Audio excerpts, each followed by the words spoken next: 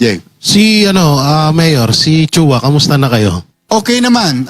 Si Joel went to me and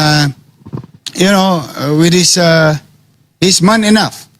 No, went to me with Erwin Cheng, mga non-party mates ko to nung nakaraang eleksyon. Pero mga atabs natin yan nung araw. Kaya lang, masaya naman ako. Nagtagumpay sila sa buhay, di ba? O tapos Pakinggan ha, pakinggan. Kasi marami pong nagsasabi, kinalimutan daw ni Yorme Isko Moreno. Kasi nung nakarang election, di ba, sabi ni Yorme Isko Moreno, mananagot kayo yung mga tulunggis, mga tiwali, about dyan sa flood control o kahit ano pa man, yung taba ng pera ng gobyerno na sinasabing ninanakaw. Pakinggan po, hindi pa nakakalimutan ni Yorme Isko Moreno yan. At sorry, sana mga nagsasabi na kinalimutan na daw dahil nga nagiging okay na si Yorme Isko Moreno at si Joel Chua. Pakinggan po. ngayon, napawalay sila sa akin noong nakaraang eleksyon.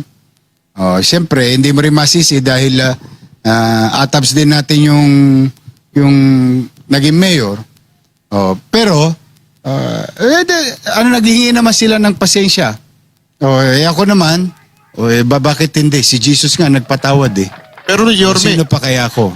Pero, may kwi daw yun. May kwi daw yun. Tinuluyan ko pa rin yung mga dapat kong itama. Nakita nyo naman. Wala naman so nagbago. ngayon existing yung, kasi di ba may nakita kayong mga katiwalian na nangyari. Nagdemanda kayo. Nakademanda yun. So tuloy pa rin yun. Nakademanda yun. Hindi naman matatapos yun. Pati yung mga naging kasapakat doon sa pamiminsala ng pera ng Maynila. Yes. Nakademanda yun. Because, kasi sabi ko, di ba, nung naalala mo yung, State of the City address, I will dedicate 98% of my time recovering fiscally and physically the city of Manila. 2% of it or 5% of it will go after them. So, ibig sabihin, ginampanan ko yung tungkulin ko, hindi siya pag-aakusa. Akusa lang, yung laway-laway lang. Technical, nakakuha kami ebidensya, pinail namin sa ombudsman. May isa nakapile sa ombudsman, isa nakapile sa korte, regular court. Ang dami nila. Nakakaso yan. Yes, nakakaso So yan. tuloy siya. Oo. Ako nga pinailan din ako ng kaso nung isa nilang kasama eh. Dinamay pa ako eh. Pero just for the sake na masama ka lang. But then again, I still continue to believe that the natural course of law will apply its natural course, sort of saying. Yeah? For the meantime, nagawa ko yun, hindi nyo pwedeng gawin yung mga pinaggagawa nyo nung araw. Nakinig naman. No. Awa naman ng Diyos. Awa naman ng Diyos. In fairness to them, I have to give it to them also.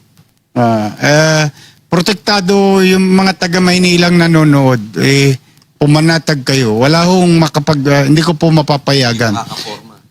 Walang biro, Oli. Ito, panat. Yama. You can check the record. 2022, 2023, 2024, 2025. Lahat hinabol ko ng what you call contractor stocks. You can check my Facebook. You can check the news. Lahat nung nakita ko nung araw, hinabol ko within the ng batas, no? Ayoko naman kasing umabuso eh. Alam mo magkano kinita natin? Lalo ka na, taga Maynila ka. Alam mo magkano kinita natin?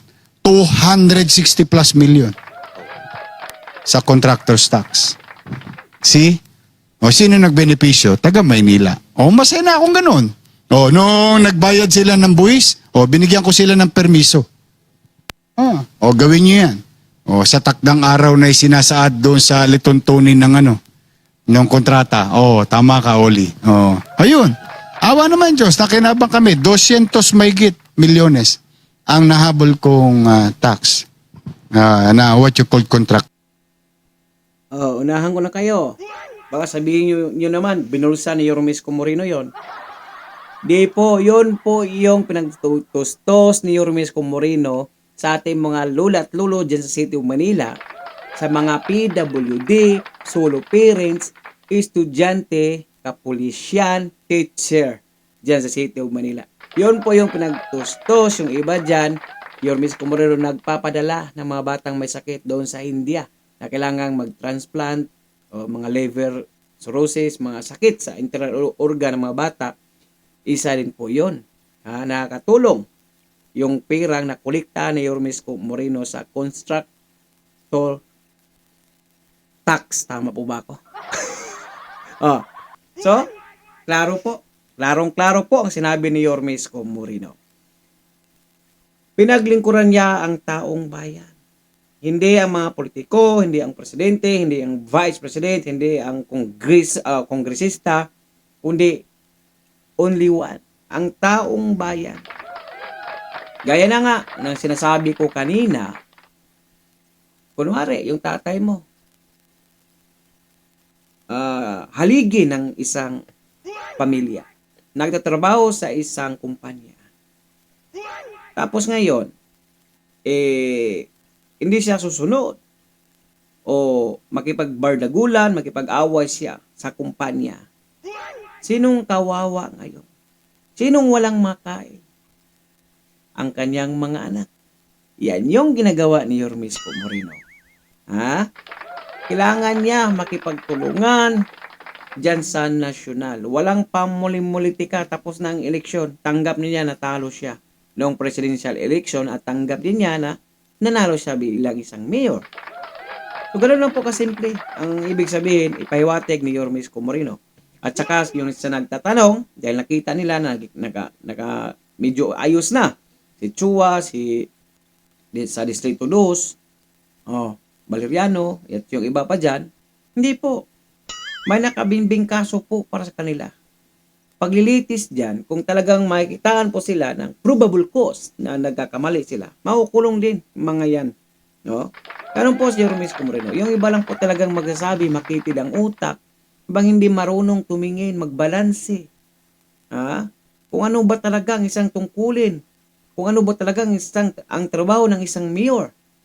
Hindi pwede magkikipag-awayan ka lang, bardagulan sa nasyonal kasi yung kawawa, yung manilinyos, yung constituents ni Yormisco Moreno.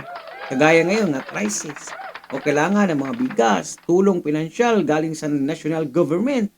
Yun, alangan naman pag may nagbigay yung national, sabihin ni Yormisco Moreno, hindi, kalaban kita Sinong kawawa? Yung constituent. Sana po naintindihan niyo mga bashers, mga vloggers na mga bashers ni Yormisco Moreno, mga taong bayan. Wala po. Neutral po ang ating buting Yormisco Moreno. Kung sino yung pupunta sa City of Manila, welcome, tanggap po. Kahit sino pa yan. As long as nakakatulong ka, hindi ka tulunggis, wala kang ginagawang masama sa City of Manila, yayakapin ka ni Yormisco Moreno. Mag-komento po ng inyong mga opinion o reaction sa comment section ng ating video. Na-appreciate ko po yung like, shares, and subscribes nyo. Meron po tayong ibang channel kasi yung channel na to mga kois, hindi na po to gumagana. Hindi na po to kumikita mga kois mga guys. Matagal na po. 5 months ago pa po. Meron din po tayong isang YouTube channel na Dudoy, Kuya Doy. Ayan. At meron din po tayong Facebook page. Ayan. Dudoy T 2.0 YT. Thank you for watching. God bless you. Peace. Bye-bye. Ingat po kayo lahat.